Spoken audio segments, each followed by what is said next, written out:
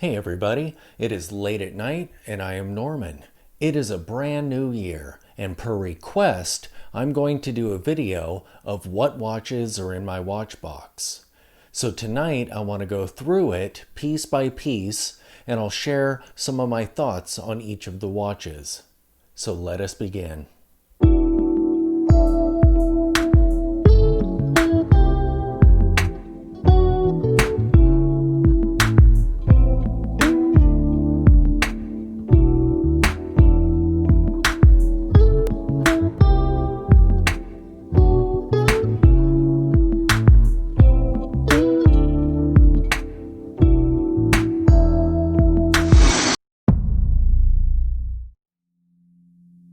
The first watch in the box is a Christopher Ward C65 Trident. I love the retro style of this watch. That's really why I bought it. I love the box crystal. Always love a box crystal.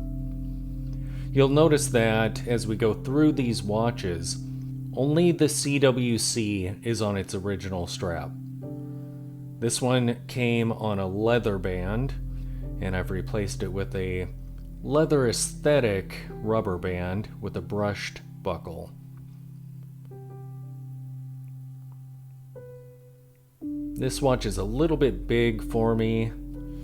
I would prefer it be a couple millimeters smaller, and also I don't care for the date window. On this particular watch, the branding would be far more at home up at the top, but that doesn't bother me so much. It has decent water resistance, 150 meters, so it's not really a hardcore diver, more of a dive style. It's definitely a snorkeler though. The next watch in the box is my silver dial Marlin. I just recently did a review of the black dial Marlin, which is actually my favorite of the two. But these are both so great. My only beef with this watch is legibility. As you can see, those silver indices kind of get lost in the silver dial. But these watches are so great. You can basically spend a couple $100s on a new watch, and it's just like getting a vintage watch. They are very tiny. I have a 7-inch wrist, and I think they look okay, but these are 34mm watches. But look at that crystal. I have this watch on a Nomos Shell Cordovan band, and it's actually the band that came with my Nomos Anthracite. I've since swapped it out for a shorter one on that watch. Marlins are just great. Next up we have the Stova Antia.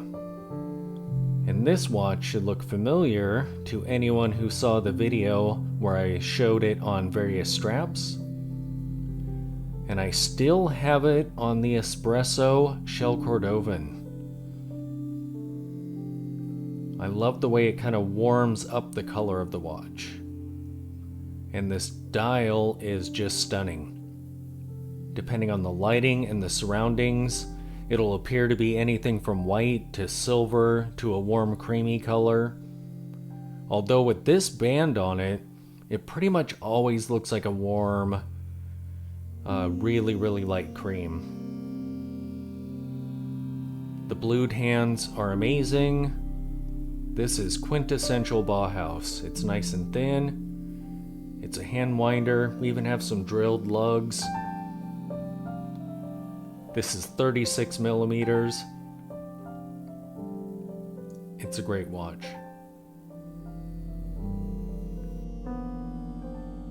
The next watch is the most expensive piece in my collection, by the powerhouse of German Bauhaus watchmaking, Nomos. This particular piece is more dressy than it is Bauhaus, and I was kind of nervous about those super long lugs, but in person, they look totally natural. It's a very interesting watch. In certain lights, the dial just kind of fades to all black. It's kind of like wearing something super minimal like a Movado or something. However, in other light, those indices will catch the light just right and it'll look like a Bauhaus watch. So it just kind of transforms all the time as the light changes. I have this on a Nomos band, but it's a shorter one than this originally arrived on. And there's a buckle guy buckle. This watch is sweet. The next watch is another Christopher Ward. This one is a discontinued dress watch in the Malvern line. I bought this watch because I really loved how insanely minimal it is. It's a two-hander. And on this watch, I actually don't mind that branding on the side there at the 9 o'clock. I think on this particular watch, it looks good. Look at that case. I feel like this watch kind of has an aesthetic of watches that are far more expensive. This was $700, but I feel like it would be at home with really spendy dress watches. I have it on a fancy Hodinkee Shell Cordovan band. This is 39 millimeters, so it's the largest dress watch I own. The Malvern. And now we move on from dress watches to field watches. And this is by far the toughest little watch that I own. It's vintage size just like the Smiths, so it's about 36 millimeters. It's quartz, as you can see. It has a screw-in crown. It's all bead blasted. So it is just a tank. And I have this on the original gray NATO that it shipped with. And I like it on the gray. It looks like a little battleship to me. It would look great on green as well, but so far I've kept it on the gray.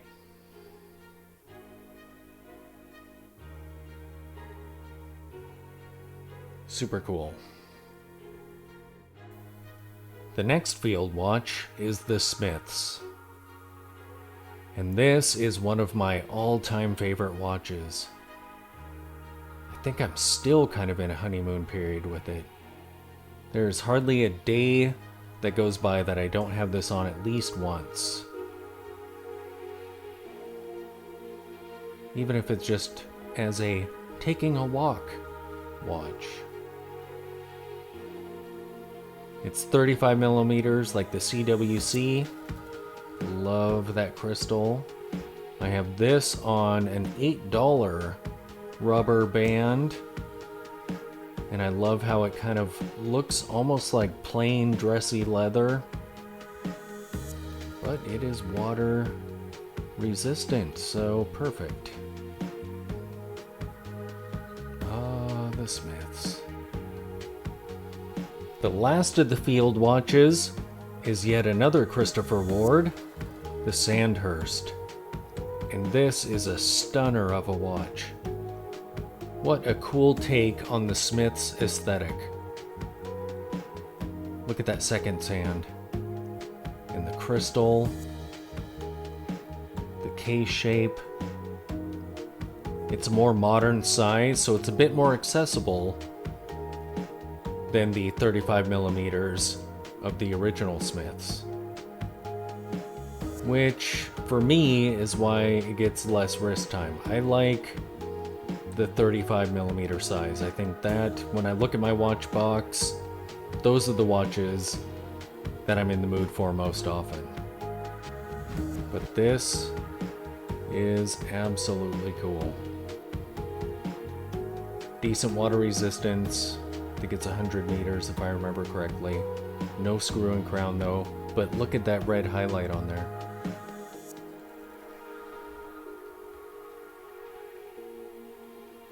I have this on the fancy looking rubber band there.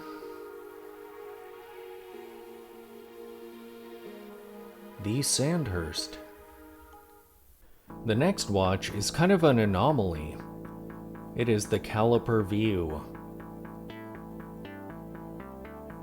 This watch is really fun, and I actually bought it at a time when I was hunting down sci-fi looking watches and jewelry.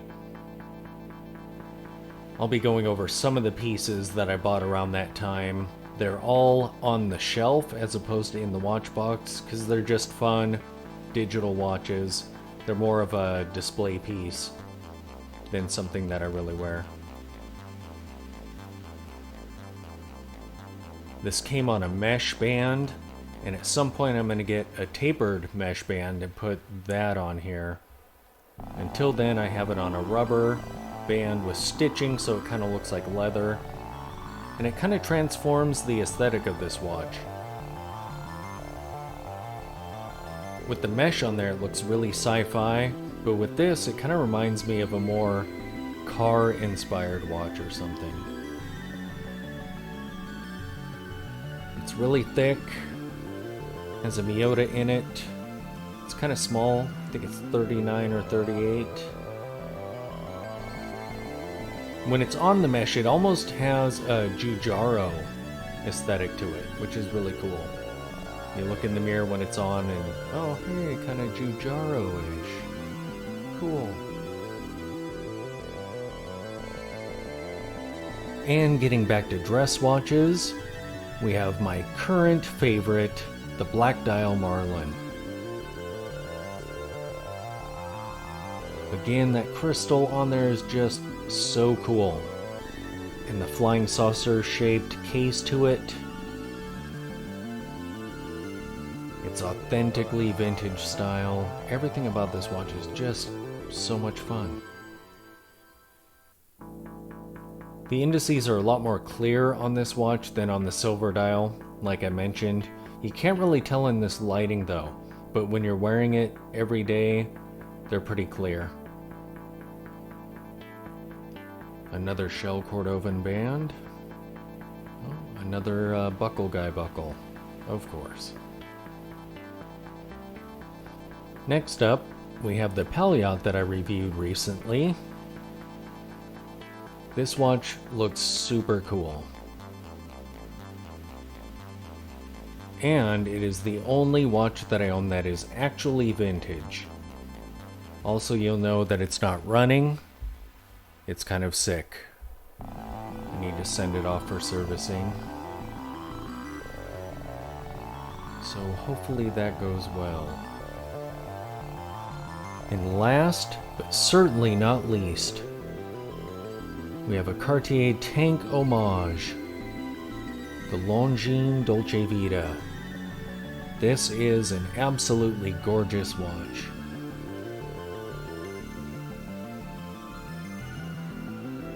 Those blued hands are phenomenal, and look at that dial.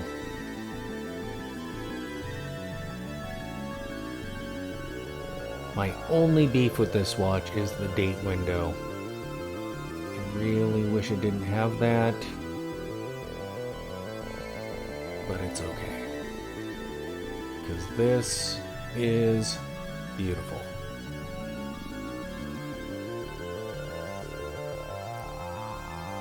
In future videos I'll do more detailed reviews of each of these watches. Tonight I'm just kind of doing brief overviews. But there's the Dolce Vita. So there you have it, the state of my collection as of the beginning of 2021. It'll be interesting to watch the progression of my collection as the year goes on. In fact, there's already some watches that are currently in flux. The Certina DS1 Powermatic 80 was not in the Watchbox because it is on eBay right now. I'm also going to be offloading the C65 Trident because I purchased the Baltic Aquascaf just today. And when that watch arrives, I'll be doing an unboxing and a review of it. Thanks for watching.